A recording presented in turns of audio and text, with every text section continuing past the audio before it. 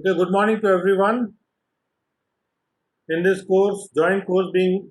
organized by DTRTI Delhi and DTRTI Lucknow for the benefit of those participants who are going to take the ITO departmental exams. We are starting with chapter 4 today, and chapter 4 deals with computation of income, computation of total income. एक बार हम ये समझ गए हैं section 14 तक आते आते कि टोटल इनकम से कौन सी चीज़ों को बाहर रखना है, और एक बार हमें टोटल इनकम शब्द के स्कोप को समझ लिया और डेफिनेशंस में हमने इम्पोर्टेंट शब्दों को समझ लिया. Now we come for the come to the computation कि how the total income will be computed. So first of all, it is section 14. Section 14 says that save as otherwise provided by this act. सिवाय जब इस act के द्वारा कुछ और provide किया गया हो, all income shall, for the purposes of charge of income tax and computation of total income, be classified under the following heads of income. सारी की सारी इनकम को वर्गीकृत किया जाएगा निम्नलिखित हेड्स ऑफ इनकम के तहत. किस पर्पज से वर्गीकृत किया जाएगा? पर्पज ये है कि इनकम टैक्स चार्ज करना है और टोटल इनकम को कंप्यूट करना है. तो इनकम टैक्स को चार्ज करने के लिए और टोटल इनकम को कंप्यूट करने के पर्पज से हम इनकम को क्लासिफाई कर रहे हैं, वर्गीकृत कर रहे हैं निम्नलिखित हेड्स ऑफ इनकम के तहत. अब इसमें आता है ABCDENF, यानी there are in all 5 heads of income. तो पहला हेड ऑफ इनकम है सैलरीज, दूसरा हेड ऑफ इनकम है इनकम फ्रॉम हाउस प्रॉपर्टी, तीसरा हेड ऑफ इनकम है profit and gains of business और प्रोफेशन, चौथा हेड ऑफ इनकम है कैपिटल गेन्स एंड पांचवा हेड ऑफ इनकम है इनकम फ्रॉम अदर सोर्सेज. अब आते हैं, तो यानी कि इन हेड्स ऑफ इनकम में इनकम टोटल इनकम कंप्यूट होगी, और एक बार इन हेड्स ऑफ इनकम में जितनी टोटल इनकम कंप्यूट होगी उसके बाद उसको जोड़ के टोटल इनकम बनेगी. तो वो कैसे किया जाएगा या कैसे जुड़ेगा या घटाया जाएगा, क्या क्या जोड़ घटा होगा, ये चीज़ आगे जो प्रावधान होंगे सैलरीज के या इन हेड्स ऑफ इनकम के अलग अलग प्रावधान जो है उसमें आगे बताएंगे. जैसे सैलरीज के तहत जो इनकम है वो सेक्शन 15 से 17 के बीच में बताया जाएगा. तो जैसे जैसे हम आगे बढ़ेंगे अलग अलग हेड्स ऑफ इनकम की के कंपटीशन को समझेंगे, और उसके साथ हम लोग सेक्शन 56 तक जाएंगे. सेक्शन 56 तक इनकम फ्रॉम अदर सोर्सेज तक हम लोग जाएंगे कंपटीशन ऑफ चैप्टर 4 में.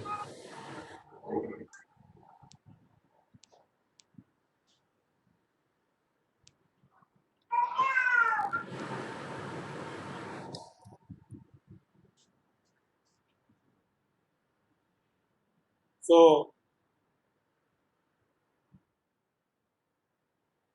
now we come to section 14A. इसके पहले एक सेक्शन 14A है जिसको समझना जरूरी है. इसके पहले कि हम इनकम को कंप्यूट करें,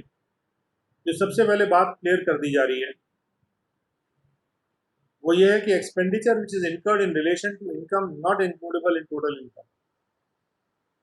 ऐसी इनकम जो कि टोटल इनकम में इंक्लूड नहीं हो रही है, या टोटल इनकम शब्द में जो इनकम शामिल नहीं की जाती है, उसके रिस्पेक्ट में, उसके रिलेशन में अगर कोई एक्सपेंडिचर इनकर किया गया है तो उसको कैसे कंप्यूटेशन में लाया जाएगा, उसके सिलसिले में सेक्शन 14A है. तो सेक्शन 14A कहता है कि for the purpose of computing the total income,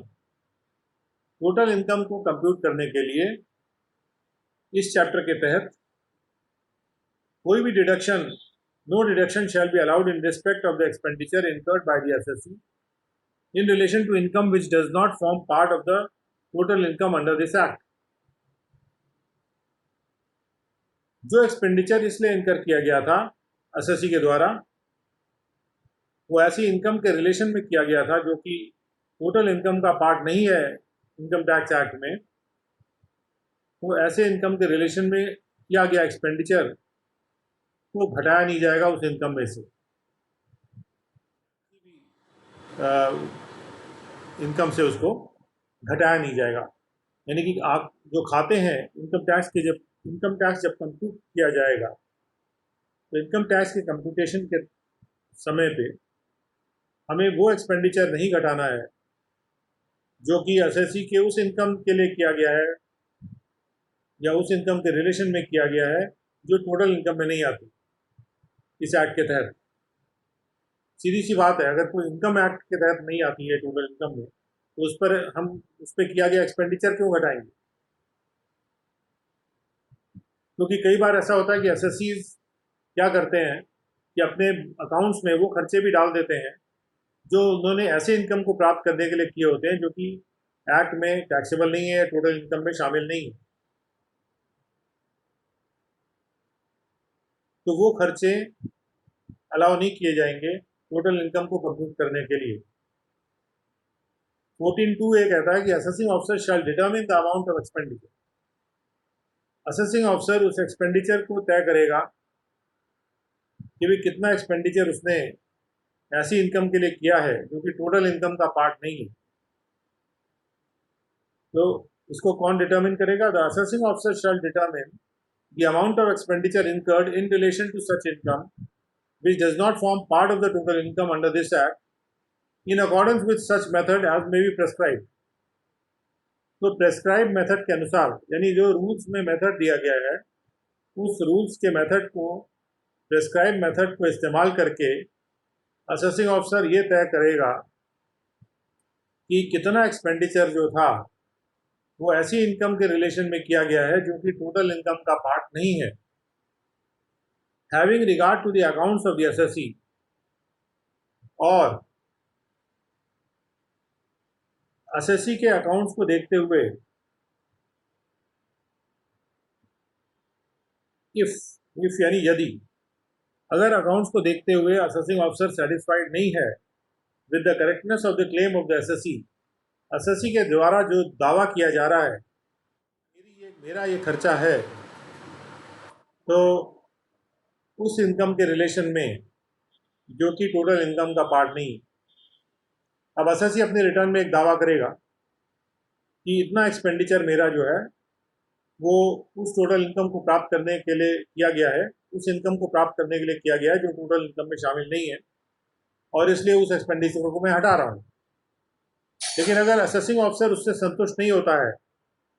और असेसिंग ऑफिसर के मन में ये बात आती है कि वो इस बात से संतुष्ट नहीं है कि असेसी के खातों के मद्देनज़र या असेसी के खातों को देखते हुए असेसिंग ऑफिसर अगर संतुष्ट नहीं है उस क्लेम के करेक्टनेस से असेसी के ऐसे एक्सपेंडिचर के रिलेशन में जो कि टोटल इनकम का पार्ट नहीं, विच does not form part of the total income, तो यदि असेसिंग ऑफिसर संतुष्ट नहीं है तो वो क्या करेगा? तो प्रेस्क्राइब मेथड से वो तय करेगा। प्रेस्क्राइब मेथड को तब जब वो सेटिस्फाइड नहीं हो, तो अपना डिससेटिस्फैक्शन सबसे पहले असेसिंग ऑफिसर को खातों के संबंध में असेसिंग ऑफिसर को ऑर्डर में लिखना होगा कि वो क्यों सेटिस्फाइड नहीं हुआ असेसी के अकाउंट से, कि किस प्रकार से वो असेसी के अकाउंट्स और उसके दावे से संतुष्ट नहीं है कि कितना एक्सपेंडिचर उसका ऐसी इनकम के तहत वो प्राप्त करने के लिए या उसके रिलेशन में किया गया है जो इनकम टोटल इनकम में शामिल नहीं होती है। सबसे पहली बात यहाँ पे ये आ रही है कि असेसिंग ऑफिसर तब अपना प्रिस्क्राइब मेथड को इस्तेमाल कर सकता है जब वो अपनी असंतुष्टि को साबित करे अपने ऑर्डर में। अगर उसकी संतुष्टि है तब तो उसको प्रिस्क्राइब मेथड यूज नहीं कर सकता। वो ये नहीं कह सकता कि असेसी ने इतना एक्सपेंडिचर दिखा रखा है और मैं इसको प्रिस्क्राइब मेथड से कैलकुलेट कर रहा हूँ। नहीं, अगर वो असंतुष्ट है, अपने असंतुष्टि का कारण ऑर्डर में उसको लिखना होगा, उसके तथ्य देने होंगे, अकाउंट्स के रिलेशन में उसको उसको साबित करना होगा कि कैसे उसका डिससेटिस्फैक्शन अराइज कर रहा है, और वो डिससेटिस्फैक्शन एक रीजनेबल डिससेटिस्फैक्शन होना चाहिए, तभी जाके उसकी बात चल पाएगी और तभी वो प्रिस्क्राइब मेथड को यूज कर सकता है। तो at this point of time we will just do an attendance poll and then we will continue. And now after the attendance poll, we continue with section 14A. I would like to tell you ये जो section 14A है, ये सबसे ज़्यादा litigated section है income tax act में। सबसे ज़्यादा लिटिगेटेड मतलब जिसके विषय में ज़्यादा से ज़्यादा लोग अपील में गए हुए हैं, असेसीज। तो इसलिए इस सेक्शन को समझना बहुत ज़रूरी है ठीक से। तो यहाँ हम पढ़ रहे हैं सेक्शन 14A2, और 14A2 के संबंध में जो बात कही जा रही है यहाँ पे वो ये है कि असेसिंग ऑफिसर अगर डिससेटिस्फाइड है, अगर असेसिंग ऑफिसर असेसी के दावे से सेटिस्फाइड नहीं है कि कितनी वो राशि है इनकम की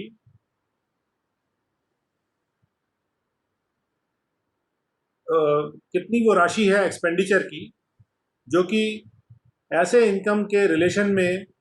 एक्सपेंडिचर किया गया था जो कि टोटल इनकम में शामिल नहीं होता है, उस राशि से, उस राशि के क्लेम से यदि असेसिंग ऑफिसर सेटिस्फाइड नहीं है तो असेसिंग ऑफिसर को अपना डिससेटिस्फैक्शन कारणों के साथ और तथ्यों के साथ असेसमेंट ऑर्डर में लिखना पड़ेगा। और एक प्रश्न यहाँ पे आ रहा है कि whether assessee has to write that he is rejecting the books of accounts of the assessee. तो रिजेक्टिंग भी एक शब्द हो सकता है, लेकिन साथ में ये शब्द आने चाहिए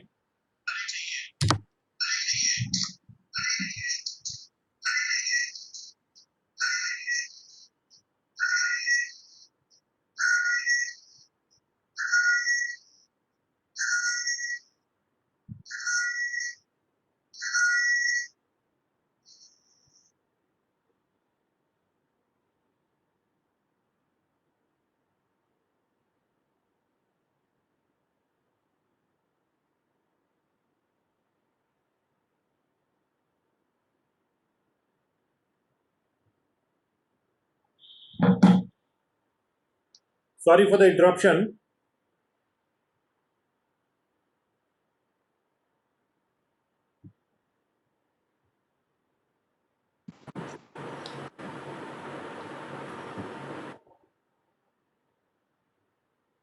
ये शब्द भी आने चाहिए, असेसिंग ऑफिसर के द्वारा लिखे जाने चाहिए कि वो डिससेटिस्फाइड है, he is not satisfied with the correctness of the claim of the assessee having regard to the accounts of the assessee. Processing officer अपने तथ्यों को और अपने एक्सप्लेनेशन को देने के बाद में लिखेगा कि having regard to the accounts of the assessee I am not satisfied with the correctness of the claim of the assessee in respect of the expenditure in relation to income which does not form part of the total income under this act, and therefore I cannot accept the accounts as put forward by the assessee and the claim thereon, and therefore reject the books of accounts of the assessee on that basis. लेकिन rejection अगर आप word वहां पे use कर देते हैं, उसके बाद कभी कभी ये प्रश्न उठ सकता है कि whether you will do a best judgement assessment under section 144 और नॉट। So therefore I will not recommend using the word rejection of the books of accounts of the assessee, because हो सकता है कि उसने जो भी एक्सपेंडिचर अपना लिखा हुआ है उसके बाद कंप्यूटेशन के स्टेज में आके जब वो कंप्यूट कर रहा है एक्सपेंडिचर को जो उस टोटल इनकम के सिलसिले में किया गया है, जो कि टोटल इनकम में नहीं शामिल होती है, वहाँ पर वो क्या काम कर रहा है? कंप्यूट कर रहा है। वो अकाउंट्स का पार्ट नहीं है, he is computing, that computation का पार्ट है। So for the purpose of computation computing the total income लिखा है, no deduction shall be allowed in respect of expenditure incurred by the assessee in relation to the income which does not form part of the total income. So while computing the total income, assessee ने जो राशि लिखी कि भी इतनी इनका expenditure इतना इतना एक्सपेंडिचर ऐसा है जो कि मेरा उस इनकम को प्राप्त करने के लिए किया गया था।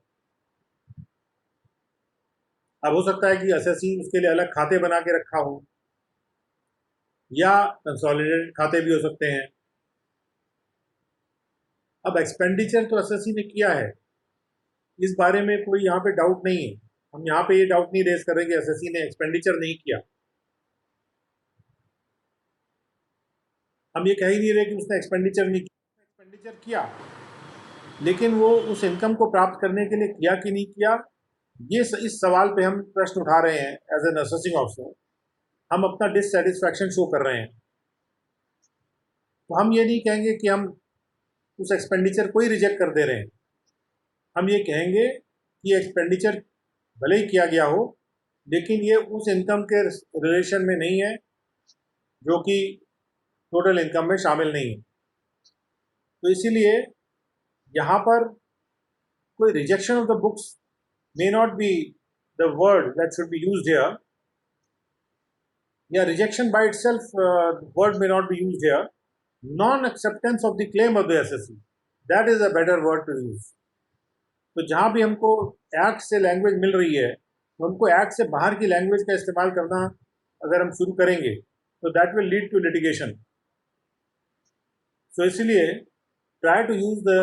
Language of the act to justify yourself. So the assessing officer has to write,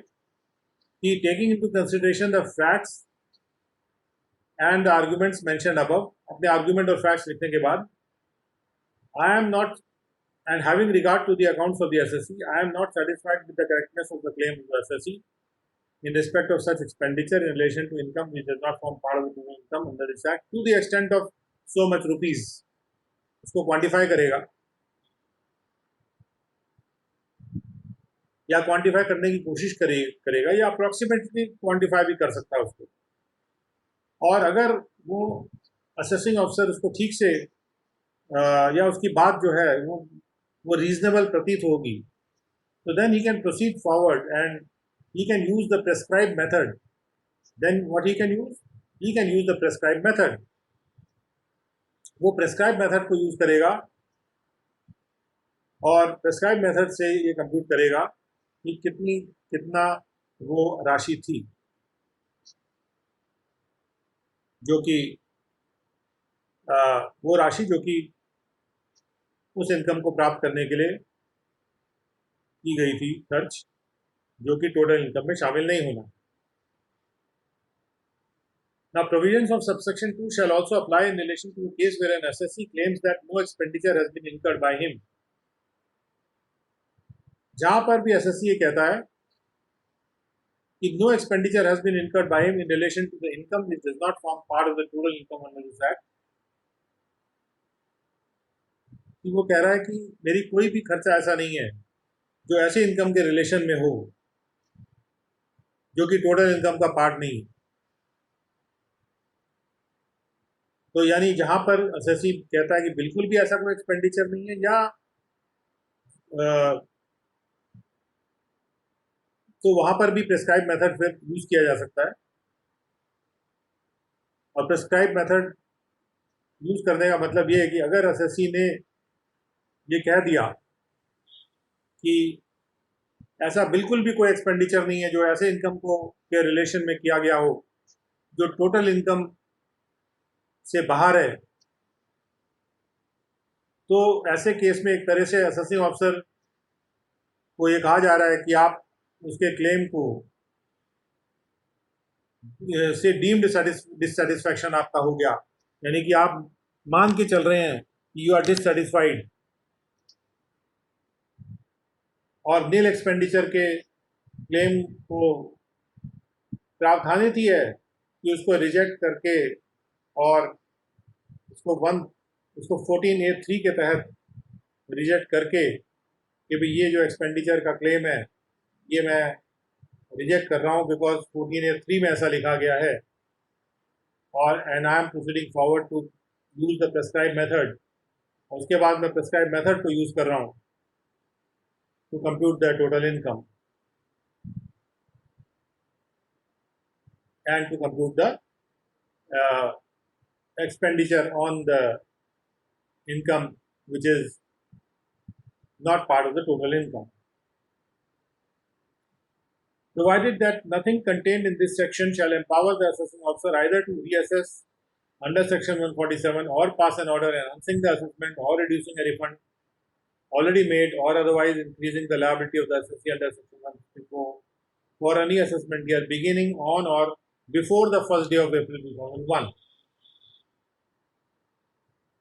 तो क्या था कि 2001 के बाद 1 अप्रैल 2001 के बाद अब ये कह दिया गया है कि अगर असेसिंग ऑफिसर ये पाते हैं कि असेसी कोई गलत क्लेम कर रहा है एक्सपेंडिचर में ऐसे इनकम के रिलेशन में जो कि टोटल इनकम का पार्ट नहीं है, तो उस पर 147 का इस्तेमाल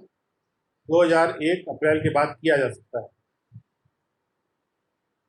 2001 1 अप्रैल के पहले नहीं किया जा सकता था। और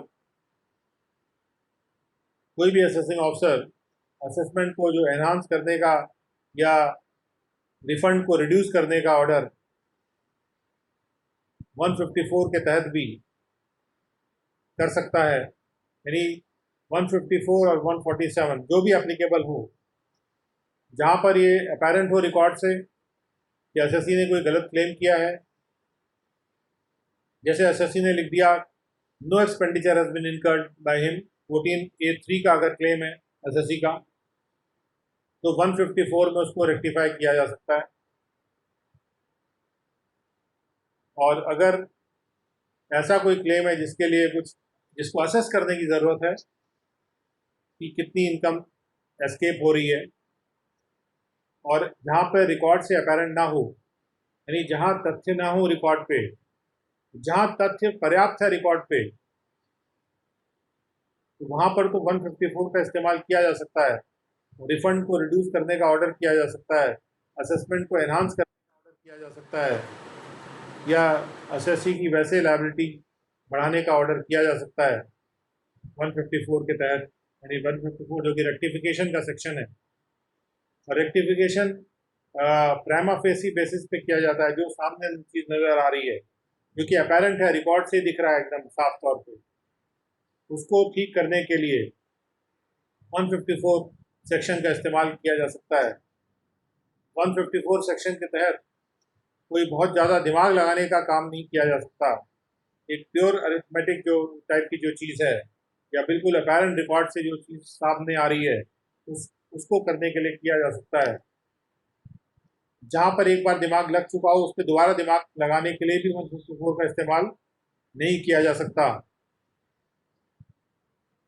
लेकिन यहाँ पर इस प्रोवाइजो में ये कहा जा रहा है यदि कोई एसएससी कोई गलत क्लेम कर लेता है 14A के तहत, तो वहाँ पे 147 या 154 इन दोनों का जो भी सम्यक हो, जो भी जरूरी हो, जो कि जिससे सही काम बने, उस सेक्शन का इस्तेमाल करके 147 सेक्शन जो है वो रीअसेसमेंट का सेक्शन है, जहाँ पर इनकम एस्केप कर जाती है असेसमेंट से, उसको रीअसेस करने की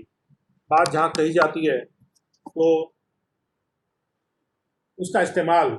1 अप्रैल 2001 के बाद अब किया जा सकता है, जबकि 1 अप्रैल 2001 से पहले इन दो सेक्शंस का इस्तेमाल नहीं किया जा सकता था। तो एक तरह से ये असेसिंग ऑफिसर के लिए केसेस को 147 में लेने का बड़ा अच्छा ज़रिया एक है। और शायद लिटिगेशन का भी एक ये कारण हो सकता है, क्योंकि 147 के बहुत से केस इस तरह से जो दिखाई पड़ जाते होंगे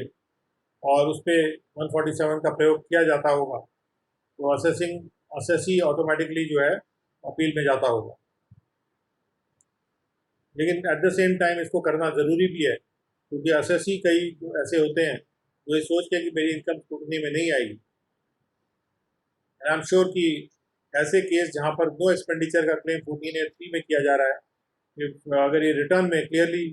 दिखाई पड़ता है तो इसके आधार पे ऐसी रिटर्न को स्क्रूटनी में लिया जाना ठीक है, क्योंकि उसमें सुधार किया जा सकता है और शायद किया भी जा रहा होगा। अब वो कौन सा मेथड है, ये रूल 8D में प्रोवाइडेड है। जहाँ पर हम प्रिस्क्राइब मेथड की बात करते हैं तो प्रिस्क्राइब मेथड दो कंडीशन में यूज़ किया जा सकता है। पहले तो जहाँ पे एसएससी सेटिस्फाइड नहीं है कि एसएससी ने कितना एक्सपेंडिचर क्लेम किया है उस इनकम को प्राप्त करने के लिए जो टोटल इनकम में नहीं जुड़ती है। और दूसरा तब किया जा सकता है जब एसएससी कहता है मैंने कोई भी एक्सपेंडिचर ऐसा नहीं किया जो कि ऐसे इनकम को प्राप्त करने के लिए किया गया है टोटल इनकम में नहीं जुड़ती हो। तो जहाँ पर उसको एसएससी ऐसी इनकम को तो दिखा रहा है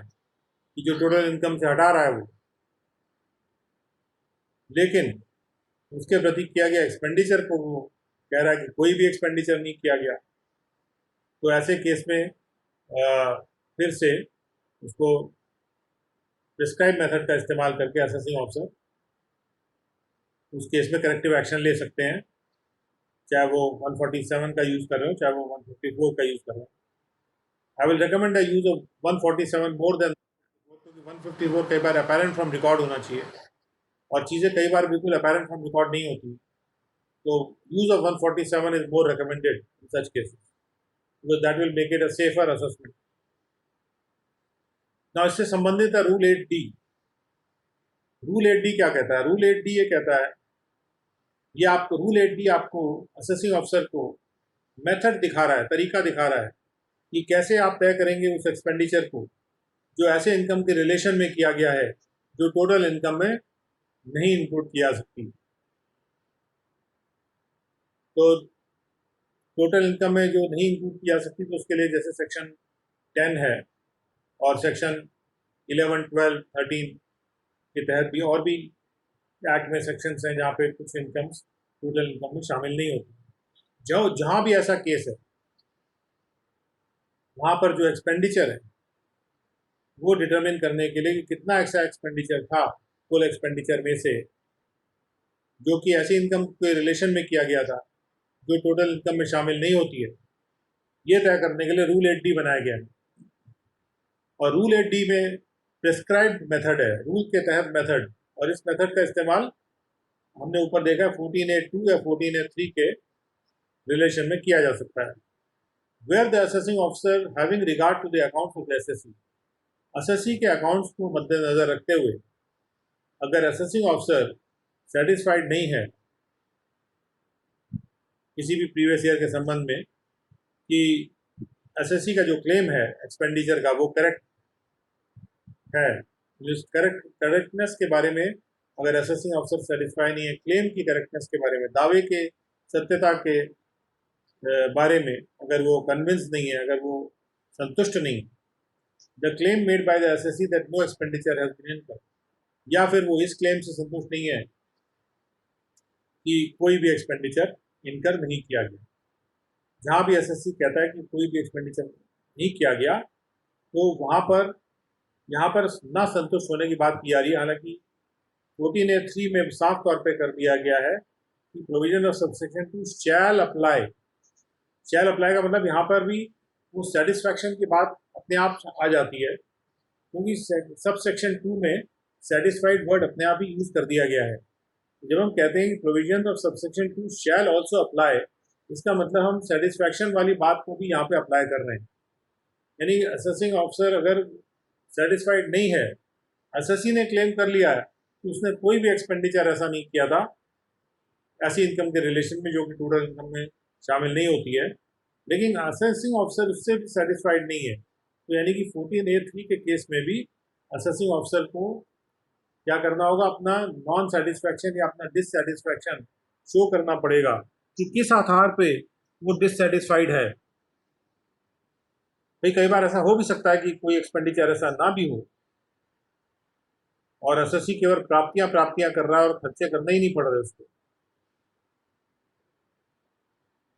तो वो कह रहा है कि मेरा कोई खर्चा नहीं है। लेकिन अगर असेसिंग ऑफिसर को असेसिंग के क्लेम से सेटिस्फाइड नहीं है, और क्लेम से सेटिस्फाइड कब नहीं होगा असेसिंग ऑफिसर, वो तब क्लेम से सेटिस्फाइड नहीं होगा जब वो उसके पास ऐसे आंकड़े तथ्य होंगे या ऐसे सबूत होंगे जो उसको वो जो दिखा रहे होंगे कि कुछ एक्सपेंडिचर जरूर किया गया है, या कई बार ऐसा भी होता है कि इनकम का नेचर ही ऐसा है कि उसको प्राप्त करने के लिए कोई ना कोई खर्चा करना ही पड़ेगा, या आप असेसिंग ऑफिसर खुद देख रहा है कोई ट्रस्ट है तो एडवर्टीजमेंट कर रहा है डोनेशन प्राप्त करने के लिए, और उसके बाद सबूत है इस बात का कि ये ट्रस्ट खर्चा करता है। कई बार ऐसा भी होता है कि वो पिछले सालों में उसने कोई खर्चा किया हुआ है ऐसी इनकम को प्राप्त करने के लिए जो कि टोटल इनकम में शामिल नहीं होती है। इसी तरह से और भी कई कारण हो सकते हैं जिसकी वजह से असेसिंग ऑफिसर डिससेटिस्फाई होगा कि एसएससी का जो नो एक्सपेंडिचर का क्लेम है ये सही नहीं। तो जब हम कहते हैं the provision of subsection 2 shall also apply in relation to case when assessee claims that no expenditure has been incurred, यानी एसएससी जहां पर क्लेम करता है और असेसिंग ऑफिसर जहां पे सेटिस्फाइड नहीं है, ये दोनों चीज साथ में मिलकर यहाँ पे चल रही है। 14A(3) से आप ये अंदाज नहीं लगा सकते हैं कि असेसिंग ऑफिसर का सेटिस्फैक्शन जरूरी नहीं है, या आप ये नहीं कह सकते हैं कि असेसिंग ऑफिसर को अपना डिससेटिस्फैक्शन दर्शाना जरूरी नहीं है। बिना असेसिंग ऑफिसर को अपना डिससेटिस्फैक्शन दर्शाए 14A(3) को भी अब आप अप्लाई नहीं कर सकते। यानी 14A(3) के तहत भी आपको अगर प्रेस्क्राइब मेथड इस्तेमाल करना है तो वहां पर भी आप असेसिंग ऑफिसर को ये जरूरी होगा कि वो अपना डिससेटिस्फैक्शन क्लियर कट टर्म्स में साफ तौर से और तथ्यों को और लॉजिक को और कारणों को देते हुए रखे, और तब जाके फिर वो उसको कंप्यूट कर सकता है प्रिस्क्राइब मेथड को यूज करके एक्सपेंडिचर को। तो वही बात 8D में और भी ज़्यादा क्लैरिफाई कर दी गई है कि जहां भी असेसिंग ऑफिसर जो है असेसी के अकाउंट्स के मद्देनजर सेटिस्फाइड नहीं है असेसी के क्लेम से एक्सपेंडिचर के, या फिर नो एक्सपेंडिचर के क्लेम से वो सेटिस्फाइड नहीं है in relation to the income which does not form part of the total income under the act, he shall determine the amount, जब वो सेटिस्फाइड नहीं है एक्सपेंडिचर के बारे में या नो एक्सपेंडिचर के बारे में जो उस इनकम के रिलेशन में क्लेम किया गया है एसएससी के द्वारा, जो कि टोटल इनकम में शामिल नहीं होती है, तो वो तय करेगा कि कितना वो अमाउंट है एक्सपेंडिचर का in relation to such income, ऐसी इनकम के रिलेशन में, in accordance with the provision sub rule 2, और वो सब रूल 2 के प्रावधानों के तहत इसको डिटरमिन करेगा या तय करेगा। तो सब रूल 2 में क्या लिखा है? सब रूल 2 में लिखा है the expenditure in relation to income which does not form part of the total income shall be the aggregate of the following amounts. वो एक्सपेंडिचर जो ऐसे इनकम के रिलेशन में किया गया जो टोटल इनकम का पार्ट नहीं है, वो निम्नलिखित राशियों का टोटल होगा। Aggregate of the following amounts यानी निम्नलिखित राशियों का कुल योग। और कौन कौन सी राशियां वो होंगी? Number 1, the amount of expenditure directly relating to income which does not form part of the total income. कितनी एक्सपेंडिचर की राशि ऐसी थी जो डायरेक्टली रिलेट कर रही है ऐसी इनकम के साथ, डायरेक्टली रिलेट कर रही है, यहाँ पे डायरेक्टली शब्द इंपॉर्टेंट है। ऐसा एक्सपेंडिचर जो साफ तौर पे सीधा सीधा जिसका रिश्ता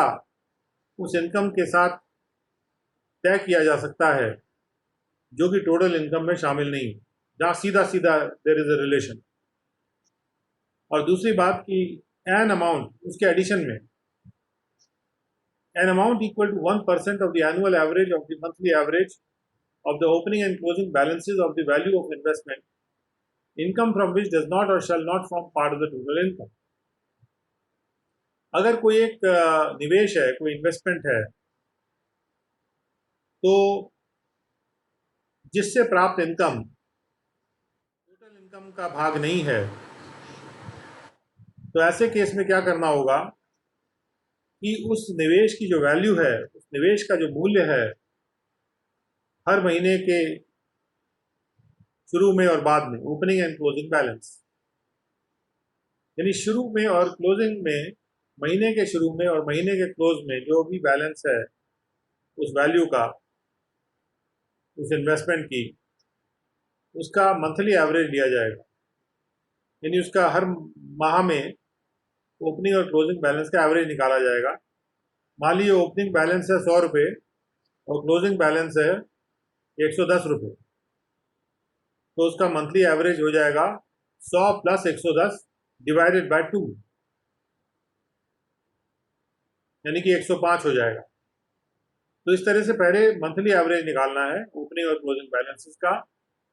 उसके बाद उन मंथली एवरेजेस जब आ जाएं तो उसका एक एनुअल एवरेज निकालना है, यानी सालाना औसत। मासिक औसत निकालने के बाद एक सालाना औसत निकालना है, और उस सालाना औसत का 1% अमाउंट जो है वो भी उस एक्सपेंडिचर में जुड़ जाएगा जो कि ऐसी इनकम को प्राप्त करने के रिलेशन में कैलकुलेट हो रहा है जो कि टोटल इनकम में शामिल नहीं होती है। यानी यहाँ पर दो राशियाँ जुड़ रही हैं। पहली राशि वो जुड़ रही है जो कि जिसका रिश्ता सीधा सीधा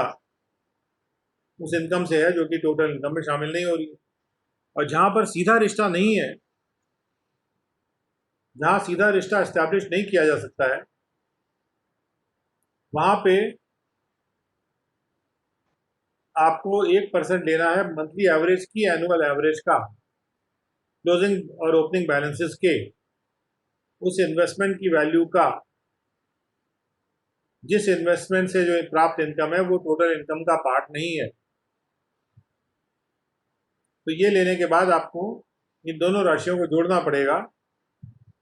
और उस तरह से एग्रीगेट राशि आपके पास आ जाएगी। कुल मिला के वो राशि आ जाएगी जो कि एक्सपेंडिचर मान लिया जाएगा उस इनकम के रिलेशन में जो कि टोटल इनकम का पार्ट नहीं है, बशर्ते provided that the amount referred to in clause 1 and clause 2 shall not exceed the total expenditure claimed by the assessee। बशर्ते ये दोनों राशियां जो है एसएससी के द्वारा जो कुल एक्सपेंडिचर क्लेम किया जा रहा है, that amount referred to in clause 1 and clause 2 shall not exceed the total expenditure which is claimed by the assessee। claimed by the assessee का मतलब ये कि एसएससी जो कुल एक्सपेंडिचर क्लेम कर रहा है अपने खातों में, चाहे वो उस इनकम को प्राप्त करने के लिए क्लेम किया गया या जो कि टोटल इनकम में नहीं शामिल है, या उस इनकम को प्राप्त करने के लिए क्लेम किया गया हो जो टोटल इनकम में शामिल है, यानी कुल एक्सपेंडिचर जो भी क्लेम किया जा रहा है एसएससी के द्वारा उससे ज़्यादा नहीं होगा। यहाँ पर जो टोटल एक्सपेंडिचर क्लेम का मतलब यह है कि total expenditure claimed for that income which is part of the total income as well as that income which is not part of the total income. इन दोनों के संबंध में जो भी एक्सपेंडिचर है उससे ऊपर नहीं जाना चाहिए।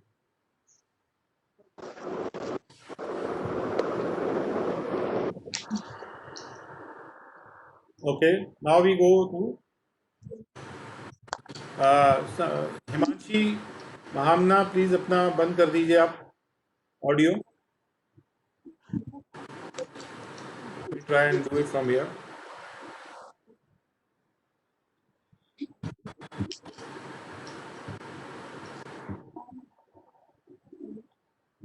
Whenever somebody speaks and audio is on, then this is what happens.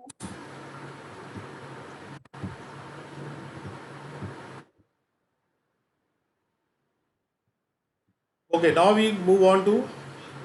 salaries. The following income shall be chargeable to income tax under the head salaries. निम्नलिखित इनकम वो इनकम है जिनको कि सैलरीज हेड में चार्ज किया जाएगा. सबसे पहले अब सैलरीज हेड में क्या क्या इनकम आ रही है इस पर ध्यान दीजिएगा. Any salary due from an employer और a former employer to an assessee in the previous year whether paid और नॉट. जब सैलरी ड्यू हो जाती है तो वो चार्जेबल हो जाती है. सबसे पहली बात, चाहे वो पे हुई है और चाहे वो पे नहीं भी हुई है, अगर वो ड्यू हो गई थी तो वो चार्जेबल है.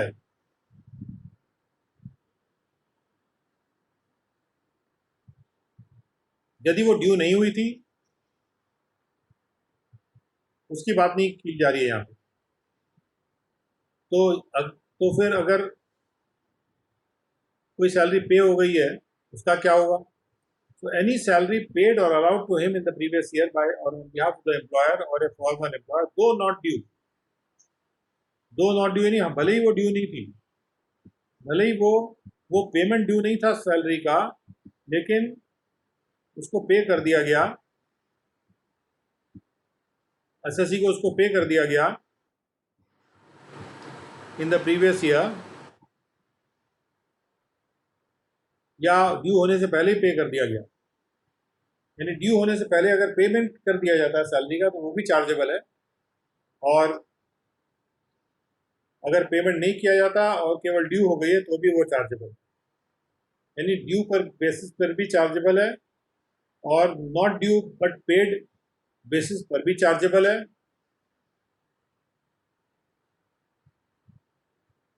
और उसके अलावा any arrears of salary paid और allowed to him in the previous year by और on behalf of the employer और former employer if not charge to income tax for any earlier previous year. अगर उसको कोई arrear मिल रहा है salary का, मिल रहा है या फिर अलाउ किया जा रहा है उसको, कई बार ऑर्डर पास कर दिया जाता है कि अब ये पेएबल हो गया, आपके लिए अलाउ कर दिया, एरियर अलाउ कर दिया गया. जैसे ही एरियर अलाउ किया गया, यानी एरियर का ऑर्डर हो गया, भले ही एरियर पेमेंट नहीं भी हुआ प्रीवियस ईयर में, चाहे वो एम्प्लॉयर फॉर्मर एम्प्लॉयर हो चाहे अब का एम्प्लॉयर हो, क्योंकि वो एरियर तो प्रीवियस एम्प्लॉयर की तरफ से भी आ सकता है,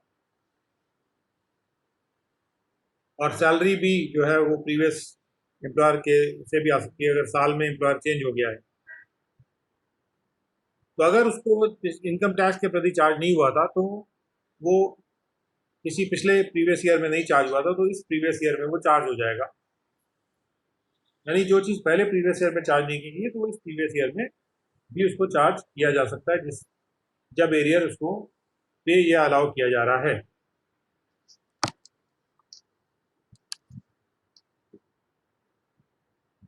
now we come to explanation 1. Explanation 1 में कहा जा रहा है कि for the removal of doubts it is hereby declared that where any salary paid in advance is included in the total income of any person for any previous year, it shall not be included again in the total income of the person when the salary becomes due. तो doubt remove करने के लिए ये बात तो कह दी जा रही है यहाँ पे, यदि कोई सैलरी बिना ड्यू हुए पे कर दी गई, यानी एडवांस में पेमेंट कर दिया गया, एडवांस सैलरी जो भी पे हुई थी उसको टैक्स कर लिया गया, तो एक तो पहली बात इसमें निकल के आ रही है, एडवांस में जो भी सैलरी दी जाती है वो टैक्सेबल है, वो चार्जेबल टैक्स है, ये कह सकते हैं. टैक्सेबल की जगह चार्जेबल टू टैक्स वर्ड जो है यूज करना ज़्यादा बेटर है, because that is the way it is being talked about in the act. बिना ड्यू हुए अगर कोई भी राशि पे कर दी गई सैलरी की तो वो उस प्रीवियस ईयर में टैक्स हो जाती है जिस साल में उसको दिया गया. लेकिन एक बार अगर वो टैक्स हो गई तो जब वो ड्यू हो जाएगी तो ड्यू बेसिस पर तब दोबारा नहीं टैक्स होगी. यानी कोई भी राशि पर टैक्स जो है वो एक ही बार लिया जा सकता है. इसके पीछे ये अवधारणा है. कि किसी भी राशि पर टैक्स एक ही बार लिया जा सकता है, 2 बार नहीं लिया जा सकता। अब आते हैं एक्सप्लेनेशन 2 पर।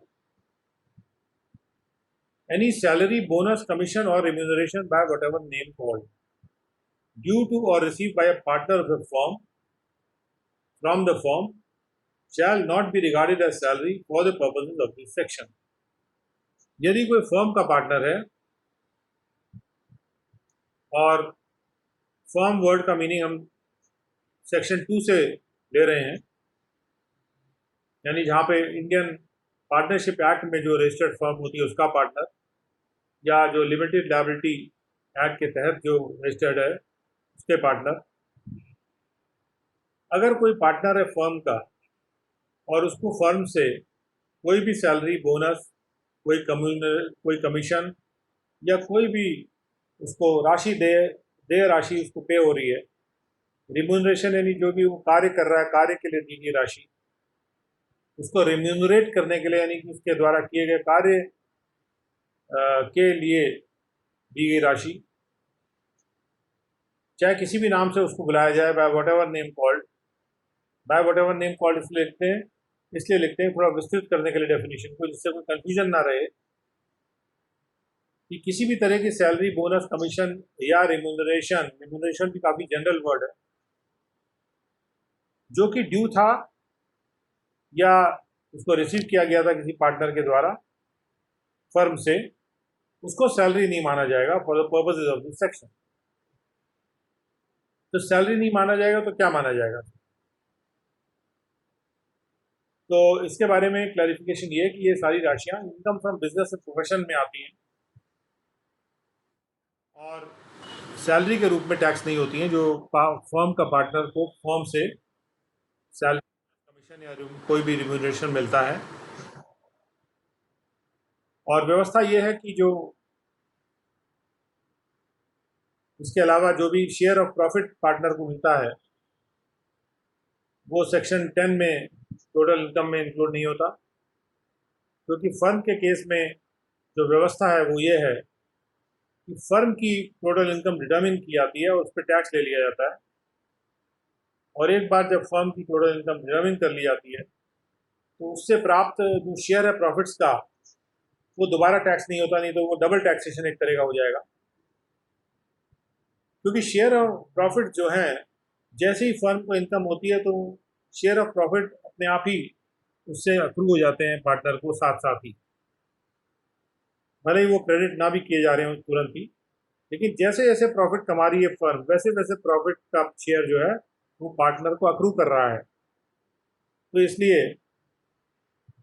अगर हम उसको 2 बार टैक्स करेंगे, जो एक साथ एक ही जगह पर उत्पन्न हो रही चीज़, उसको 2 बार नहीं टैक्स करना चाहिए। तो इसलिए उसको एक ही बार टैक्स करने के लिए जो शेयर ऑफ प्रॉफिट्स हैं उसको सेक्शन 10 में एग्जाम किया गया टोटल इनकम से, और जो फर्म के प्रॉफिट है उस पर फर्म अपना टैक्स देती है। लेकिन जो सैलरी, बोनस, कमीशन या रिम्यूनरेशन पार्टनर को मिल रहा है वो बिजनेस एंड प्रोफेशन हेड में टैक्स होता है, उसको वहां देखेंगे, और यहाँ पर हम देख रहे हैं कि सैलरी हेड से उसको बाहर कर दिया गया है। तो हमने अगर शॉर्ट में देखा जाए तो क्या यहाँ पे क्या देखा कि यदि कोई सैलरी एम्प्लॉयर से ड्यू होती है या फॉर्मर एम्प्लॉयर से ड्यू होती है प्रीवियस ईयर में, भले ही वो पे ना हुई हो, उस पर इनकम टैक्स चार्जेबल होता है। यदि कोई सैलरी एडवांस में पे कर दी जाए बिना ड्यू हुए प्रीवियस ईयर में, तो वो भी प्रीवियस ईयर में टैक्स चार्जेबल होती है टैक्स के प्रति। लेकिन एक बार वो एक प्रीवियस ईयर में चार्ज हो गई तो उसके बाद ड्यू होने पर दोबारा चार्ज नहीं होगी। और तीसरी बात, कोई भी सैलरी का एरियर जब भी पे या अलाउ किया जाए प्रीवियस ईयर में, या तो एम्प्लॉयर के द्वारा या उसके तरफ से या फॉर्मर एम्प्लॉयर की तरफ से, यदि उसको पहले नहीं टैक्स किया गया था तो अब उसको जो है टैक्स कर लिया जाएगा एरियर के रूप में, arrear of the salary paid या अलाउड के रूप में। सो we will come to deductions from salaries tomorrow, and we have come to the end of today's lecture.